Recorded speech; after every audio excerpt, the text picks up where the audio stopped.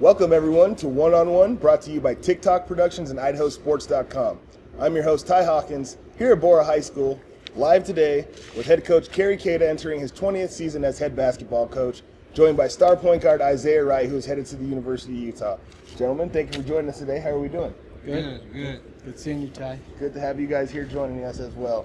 So, Coach, you're entering your 20th year, coming off your 5th state championship? Fourth?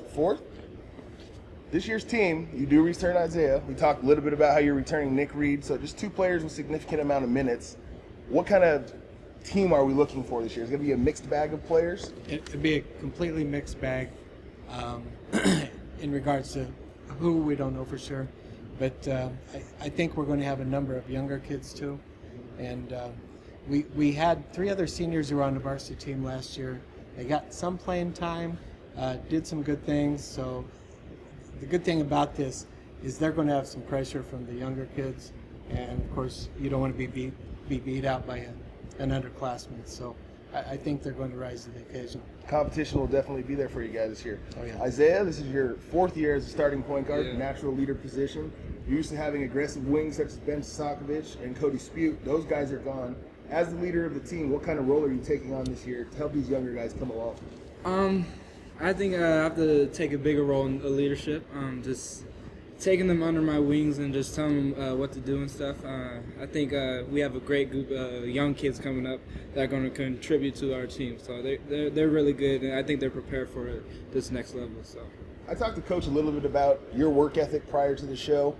What are you showing these younger kids through your work ethic? What kind of examples are you trying to set to show them how you want to play board basketball and to be successful doing it? Yeah, I mean, I'm a big competitor, and I definitely do not like losing. So whatever I have to do to get the W and work hard on this off season and just getting better every single day. And I just want to show that to the younger people coming up and just showing the Boars here to win. And I think we're going to have a pretty good group of guys coming up and taking that role. So sounds good. What did you work on specifically this summer? I know you struggled, not in a sense, with your outside shot, but it's gotten better. You hit several deep three-pointers last year in the state tournament that really helped solidify the deal.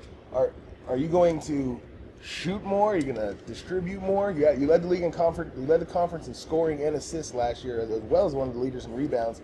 Is it just going to have to be a whole new level type deal this year? I don't think it's going to be a whole new level. I mean, of course, whatever my team needs me to do, I'm going to do it. If they need me to score in that time period, then I'm going to score. But I like getting my people involved first, get my players involved and letting them feel good and get them going.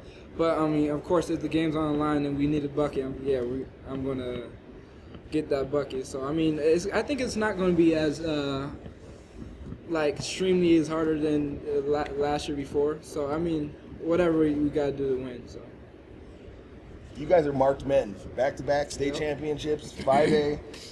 Coach, I know you like to kind of think one game at a time. Let the game come to you, play within yourself. This year's league is going to be a little more balanced. You've got teams like Capital. You've got Rocky's going to be solid. Boise's got some height this year and a little bit of depth. What do you look for, Coach, this year in league play from top to bottom? The best thing about playing in the SIC year in and year out is that at any given night of the week you could be beat by somebody. We have a great conference. I think the reason that we have such a strong showing year in and year out at the state tournament is because we pound on each other every week, and this year will be no different. And for you, Isaiah, you play with the Hoop Dreams team in the summer, so you're familiar with guys like Hunter Young, Capital. EJ Boyce, I'm assuming, is one of your better friends, so that competition probably goes pretty deep. Yeah. What are you doing to prepare for these guys? Because they're bringing their best shot every game. They're big competitors too. I've been playing with them my whole life, but it's fun going against them though. I mean, playing with them since 3rd grade, we always have a big competitorship in us and just want to beat each other. So I mean, it's going to be fun playing against them this year. It's going to be our senior year, so it's our last year to do it. So it's going to be it's going to be fun. If you could three-peat, I know it's a long ways down the road, Coach. I know we might be asking questions here that you don't want me putting in your players' heads. But how would that feel? I don't think it's been done in the 5A for quite some time, if at all. I don't think it would have any much of an impact at all, Really? honestly. because every year, you know as well as anybody, our objective, our goal is by the middle of February, we want to be playing well. We want to be comfortable in what we're doing. We want to be at our best. And my long-term goal, this team, win a state championship for them.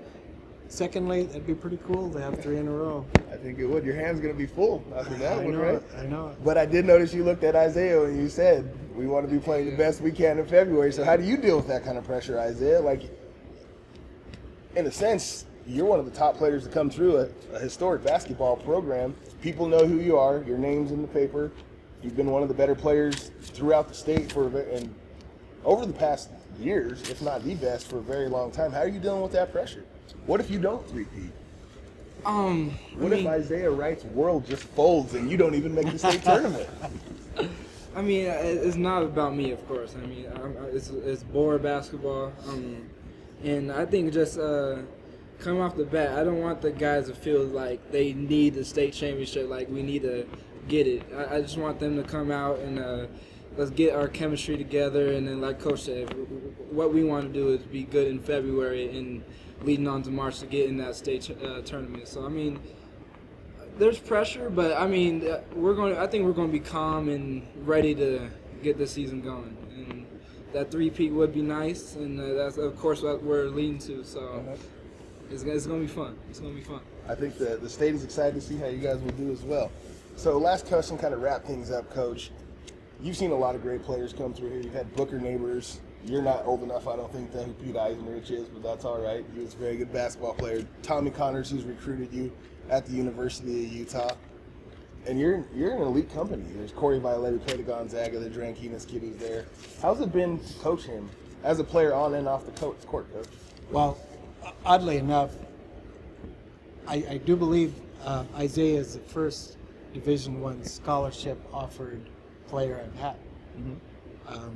And I may want to stop and think about that, but off the top of I mean, Booker went to Boise State, of course. However, Isaiah's from the get-go, he was something special. And it's not just a matter of his quality and his skill that I think everybody understands. He takes it to a different level of understanding and commitment. His attitude is his best talent. He doesn't lose control. He doesn't look ahead. He doesn't look behind. He's extremely coachable, and I foresee nothing but great things happening. And I got to add to this by going back a step to the three-peat type stuff. Our goal is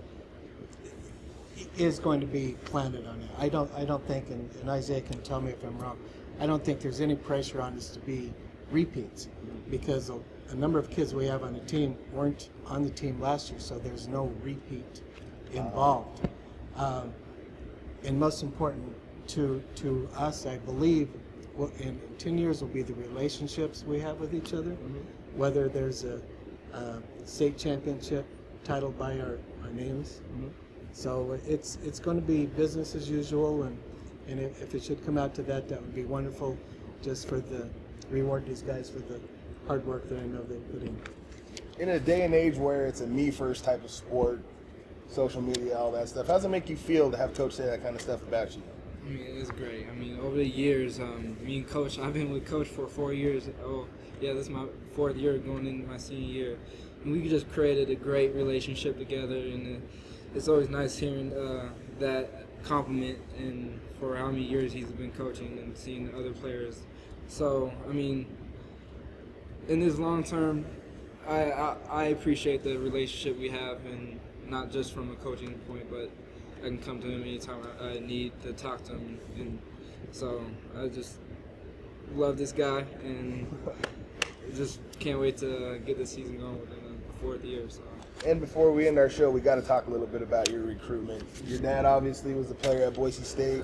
In the glory days, Boise State starting to come back around. You decided to take another route and go to the University of Utah, just right down I-84. So your parents are going to be able to see you, be able to get back. As Coach and I were talking about, who doesn't want to play at UCLA Poly Pavilion? You're going to be playing against guys, University of Arizona. You're playing for Larry Kristowiak again. You're probably a little young to know when he played, but he was in there. He got in there. He's in the league. How does Why'd you make the decision to go to Utah? I think the biggest decision was it's close to home, but I felt like I needed to get out of Boise and start a new opportunity for me. And it's close to home, so my family can come watch me at home games and all that. But I mean, I think the biggest and another reason was I had a really good relationship with Coach Tommy Connor, because he went to Bora and recruited me since my sophomore year. So, and when I went on my official visit, I just had a different feel, and I just felt welcome, and it felt like home to me right when I got there. So, I think I can't wait to play for Coach K. He's a great guy, and I can't wait to get up there next year. So. We're excited for you. Yeah. And hopefully good things will happen for you guys this year. I can't be a homer and say go Bora Lions, but I'd like to see you guys do well. But as you know as well as I do, there's going to be teams coming from the East. The North's going to be stronger this year. And, of course, Highland would be in the mix. Well, that wraps up our show today, guys. I'd like to thank Coach Cada and Isaiah Wright for joining us here on One on One, as well as TikTok Productions. For IdahoSports.com, your online leader in Idaho high school sports, I'm Ty Hawkins. We'll see you this season.